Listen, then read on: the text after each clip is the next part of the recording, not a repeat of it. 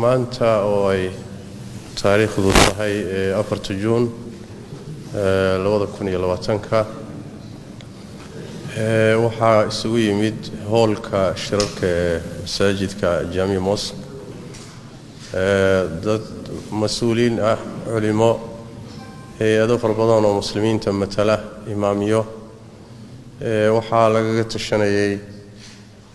dawladda oo soo jeedisay sidii masaajidda loo furi lahaa iyo muslimiintu inay tala ka keenaan sidii la isu waafajin lahaa cudurka in la iska ilaaliyo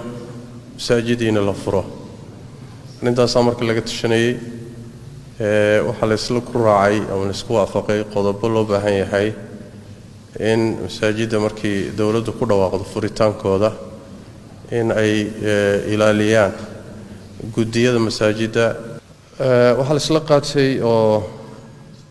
laga rabaa in gudiyada masaajidda iyo imaamiyada mas'uuliyadeeda ay qaataan dadkana lagu wacyigeliyo in lagu dadaalo masaajidda dadku markay galayaan in gacmaha la dhaqdo maadadan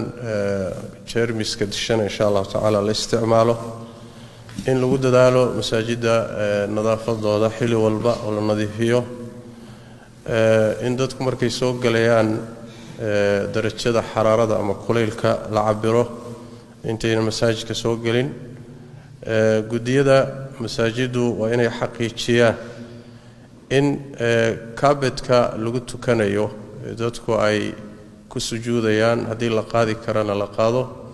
haddii kalena in si joogto ah loo nadiifiyo si uusan dadka cudurka ugu gudbinin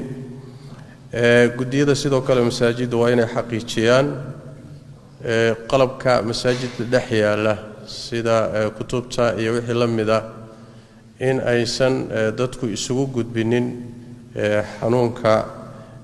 sidii kolba loo farsamayn karo ama in laga saaro ama masaajidka ama in la xidho si in loo farsameeyo sidoo kale haddii masaajidka floor iyo meel yani wax lagu tukanayo ayadana mar walba in saladaha gadaashooda la nadiifiyo la hagaajiyo labada ruux isgarab taagan inay kala fogaadaan 1 mitir iyo badh inay isu jirsadaan oo spaceka ay kala fogaadaan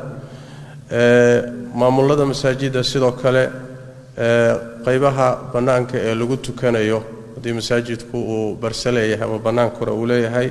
in la suurto geliyo sidoo kale masaajidda in darishadaha iyo albaabada mar walba ay furnaadaan sidoo kale in musqulaha iyo goobaha weysada totally la xidho oo aan la furin sidoo kale talooyinka ka imaanaya hay'adaha caafimaadka iyo muxuu ahaayay dhaqaatiirta muslimiinta in sidoo kale la dhaqan geliyo mas'uuliyadana ay qaataan gudiyada masaajiddu qaataan hay'adaha muslimiinta dawladda kala shaqeeya arrimahan xanuunka iyaguna sidoo kale in ay muxuu ahay ka warhayaan oo iyaga laga xiriiro oo ay dabagal ku sameeyaan in codsi waxa ku jira dawladdu ay taageero u fudiso masaajidda sidii ay u fulin lahaayeen qodobadaas la soo sheegay muhiimaddu wax weeyaan inaan inaga hadaan nahay dadka muslimiinta aan qaadano mas'uuliyadda masaajidii hadii la furo inaynu masaajidiina ku tukanno ku cibaadaysano inoo furnaato isla markaana inaynu qaadano inaga mas'uuliyadda sidii aynu xanuunkaas uga taxadari lahayn dadku inaysan isu gudbinin dadka da'da ah iyo dadka xanuunada khaaska qaba inaynu masaajidda imaanin oo guriyahooda isaga tukadaan sidoo kale ruuxa dareema inuu xanuunkaasi calaamaadkiisa isku arka inuusan sidoo kale masaajidda imaanin gurigiisa ku tukado qodobadaasi ayaa la isla soo dhaweeyay waana wixii inaga markii masaajidda laynoo furo laynaga doonayo inaynu ilaalino dawladda ayaa loo gudbin doonaa insha Allah ta'ala codsatay in la soo gudbiyo qodobadaas iyagoo faahfaahsan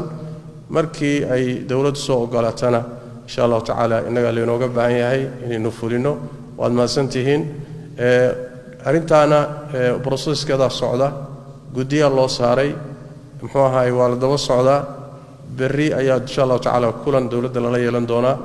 kadibna madaxweynaha loo gudbin doona insha Allah tacaala si loo soo ogolaado aad baad u mahadsantahay. Assalaamu calaykum wa rahmatullahi.